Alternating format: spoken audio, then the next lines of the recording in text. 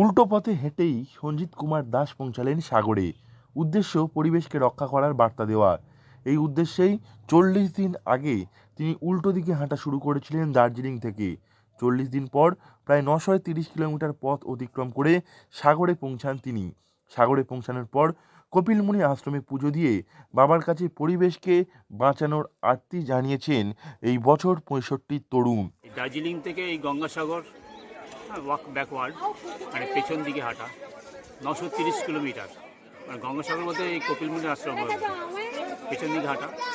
বার্তা ছিল আমরা সবুজ পৃথিবী চাই। কতদিন আগে শুরু করেছিলেন? 4 নভেম্বর, আজকে ফিনিশ হলো 13ই ডিসেম্বর। মোট 40 দিন হলো। প্রিপারেশান আমি 9 মাস প্র্যাকটিস করেছি। 1600 কিলোমিটার, প্রথমে 1 মাস মাঠে। কেন এই উল্টো পথে হাঁটা? উত্তরে বছর 65 সঞ্জিত দাস জানান, বর্তমান সময় থেকে যদি পিছিয়ে যাওয়া যায় তাহলে দেখা যাবে আজ থেকে 50 অথবা 60 বছর আগে পরিবেশ আরও ভালো ছিল। সেজন্য তার উল্টো দিকে হাঁটার ভাবনা। একটি আয়নাকে লুকিং গ্লাস হিসেবে ব্যবহার করে তিনি পিছনের দিকে হাঁটতেন। চলার পথে তিনি একের পর এক গ্রাম শহর অতিক্রম করেছেন, কিন্তু কোথাও তিনি কোনো অসুবিধার মধ্যে পড়েননি।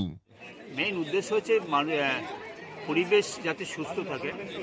আমি বেশি এফোর্ট দিচ্ছি যুব সমাজ এবং ছাত্র সমাজকে।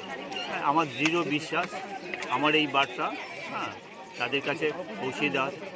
উল্টো পথে যাওয়ার আরেকটা কারণ হচ্ছে, আমরা যদি 50 বছর কি 60 বছর কি 100 বছর থাকি, তখন ওই সময় যে পরিবেশটা ছিল সেটাকে টেনে আনা।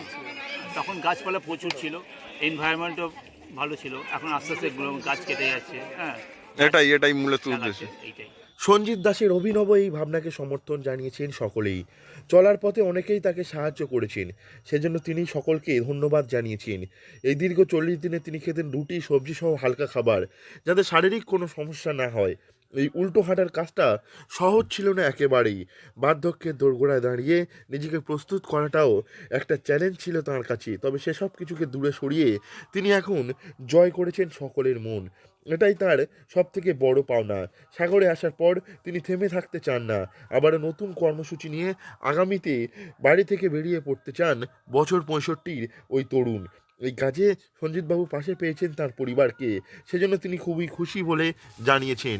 গঙ্গাসাগর থেকে নবাব মল্লিকের রিপোর্ট, লোকাল 18 বাংলা।